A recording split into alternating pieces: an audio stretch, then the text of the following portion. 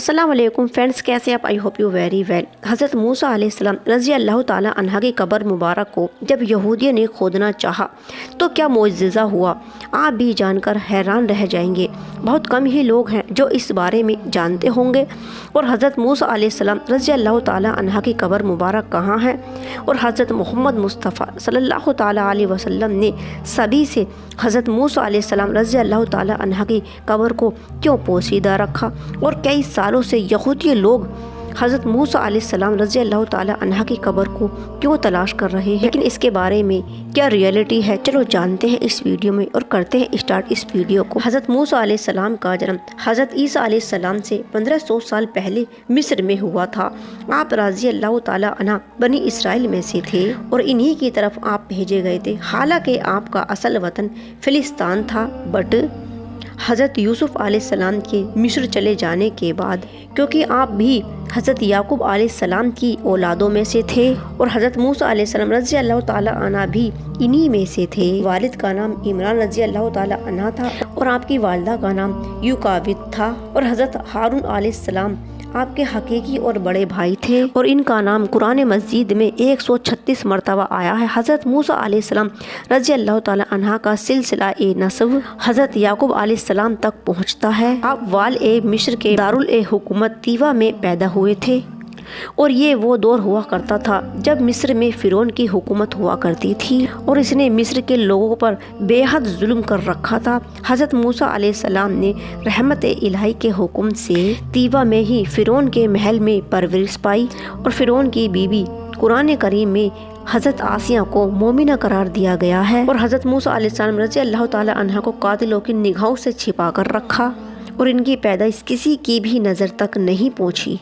لیکن بے حد جاسوس کی وجہ سے آپ زیادہ دیر تک نہیں چھپ سکے اور چھپایا بھی نہیں جا سکتا تھا، اور آپ اسی وجہ سے بہت زیادہ پریشان رہنے لگی تھیں، اور اسی پریشانی کی وجہ سے اللہ تعالیٰ نے آپ کی والدہ کے دل میں اپنا ایک خیال ڈالا کہ آپ کو ایک صندوق میں بند کر کے دریائے نیل میں ڈال دیا گیا۔ اس کے بعد آپ دریائے نیل سے ہو کر ساحل محل تک پہنچ گئے۔ پھر حضرت موسیٰ علیہ السلام نے رضی اللہ تعالیٰ عنہ نے 10 برس تک حضرت شعیب رضی اللہ تعالیٰ عنہ کی بکریاں چرائیں۔ اس کے بعد حضرت شعیب رضی اللہ تعالیٰ عنہ نے اپنی صاحبزادی سکورہ کے ساتھ آپ کا نکاح کروا دیا۔ حضرت موسیٰ علیہ السلام 10 سال تک اپنی اہلیہ کے ساتھ وادی سینا میں رہے۔ ایک مرتبہ جب آپ وادی سینا کی طرف جا رہے تھے تو آپ نے کوہ طور پر آگ دیکھی، اور آپ آگ لینے کے لیے چلے گئے، اور پھر وہاں اللہ پاک نے آپ سے ہم کلام فرمایا۔ انہیں ان کے بھائی حضرت ہارون رضی اللہ تعالیٰ عنہ کو حکم دیا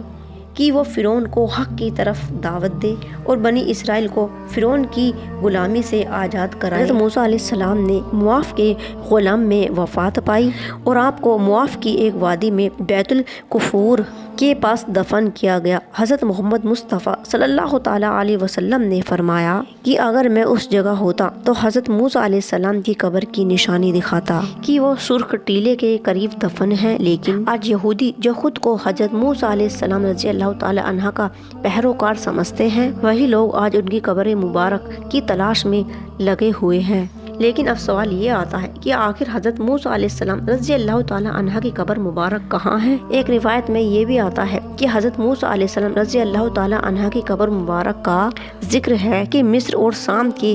درمیان 27 میل کے ایک وسیع میدان میں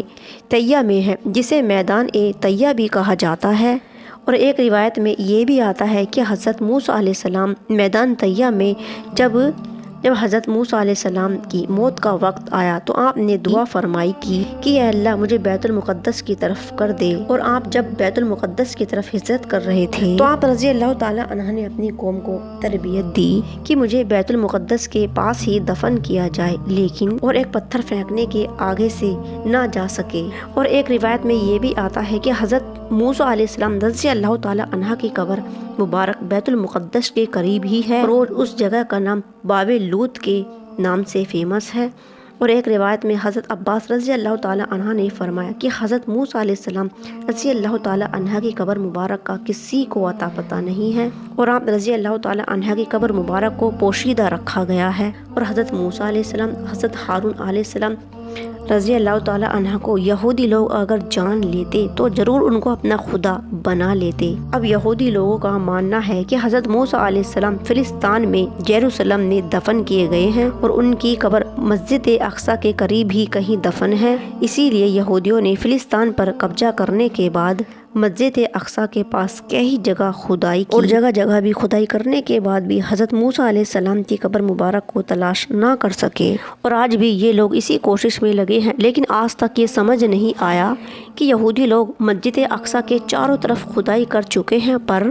انہوں نے مسجد اقصی کے بائیں طرف کھدائی نہیں کی، اور اگر انہوں نے مسجد اقصی کے بائیں طرف کھدائی کی تو ساری مسجد اقصی انہی پر گر جائے گی۔ کیا حضرت موسیٰ علیہ السلام کی قبر مبارک مسجد اقصی کے قریب ہے یا پھر کہیں اور؟ اس کے بارے میں سچ میں کچھ بھی نہیں کہا جا سکتا۔ حضرت محمد مصطفیٰ صلی اللہ تعالیٰ علیہ وسلم نے فرمایا کہ جب میں ایک رات معراج کے سفر پر تھا اور جب میں سرخ ٹیلے کے قریب آیا تو حضرت موسیٰ علیہ السلام